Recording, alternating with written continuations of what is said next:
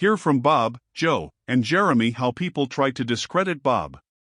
Also, in this video, we hear some evidence that supports Bob's story. Do you believe Bob Lazar? Please leave a comment.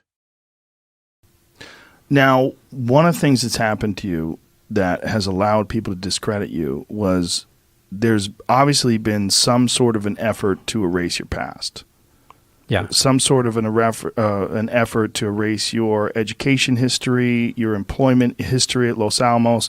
In fact, the only way your employment history was proven at Los Alamos is someone got a directory of the employees from the past and read into it, and you were on that list. So it proved that you worked there even though people were trying to deny it, and they were trying to use that as a way to discredit you, that you never did work at Los Alamos. You weren't really a scientist.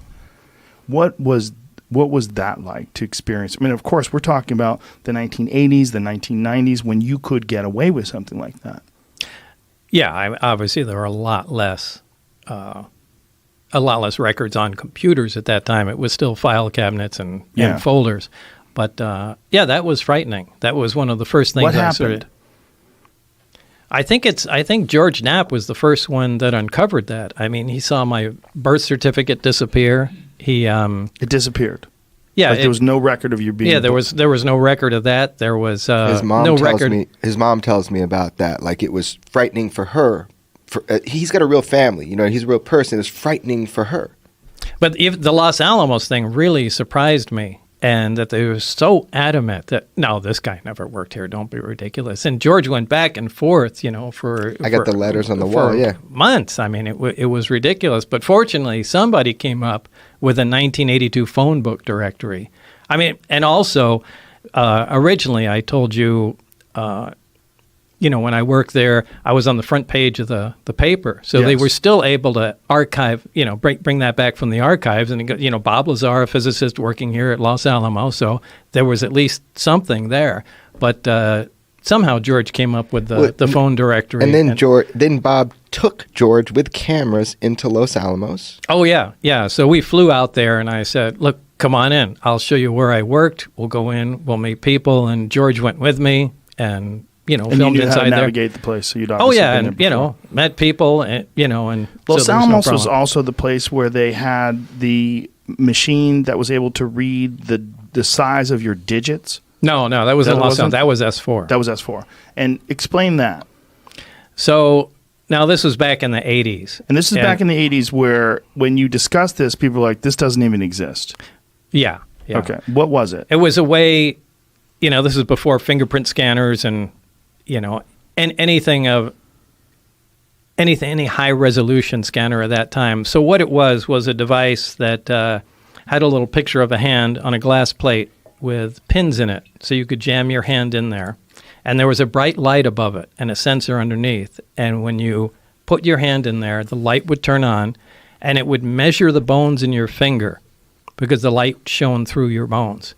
And apparently, the length of the bones in your fingers are extremely unique and easy to measure. And they used that. When you put your hands on there, the light would turn on and your badge would pop out. There's it right there. Oh, there it is. That's it. And I tried to describe this to people, and they said, that is the most ridiculous thing we've ever heard. And I said, hey, my badge came out of that thing. I put my hand on it, badge popped out, and that's how I could open the doors and get into S4. And and everybody discredited that. They said it was bullshit. It was science fiction. And Jeremy, you found this. I found it through a good friend of mine named Tyler Rogaway, and he had some good sources inside of Area 52 where they also used these for the stealth program right around that time. So now I've got all these people that worked within who, said only if you're in certain programs would we use this technology. It was kind of shit, actually. They didn't keep it for very long, beginning of biometrics. So I was able to reveal it in my film. I kept my mouth shut until I showed it to Bob. In the movie, the first time he saw it was how you see it in the documentary. That's his genuine reaction. I'm getting goosebumps. That was a great idea, the way you did it. Thank you, man, because you know what? Guess what? I'm actually trying to see if he's telling the truth. That's how I started. That's how I started. So it was really cool to see that, and that you get to see it, his actual reaction. Has that been verified by other people? Yeah, so Yeah, so to me it has. Personally, I get emails every day and people are telling me where these are used and how they're used and to send me photos. I got a lot of photos of identity mats now. Well, how they were used, right? They're not how they were used, they're not but using anything. yeah, but I don't. The most recent one was way more recent than I thought in another country. But yeah, that technology was used. So what's so funny is that this technology, even in the Area 52 where they'd use them for Tonopah, one of the guys who will go on camera with me, he will do an interview with me. He was a technician for one of these. And he hated them because they were really bad. They always broke down and he was a technician for him. Now, he won't tell me where. If he worked at Area 52, so it was probably Tonopah. It's very separated, even on the base, but yeah. So there was that. Yeah. There is your education record. That was also, like, what happened with that? Well, that disappeared also.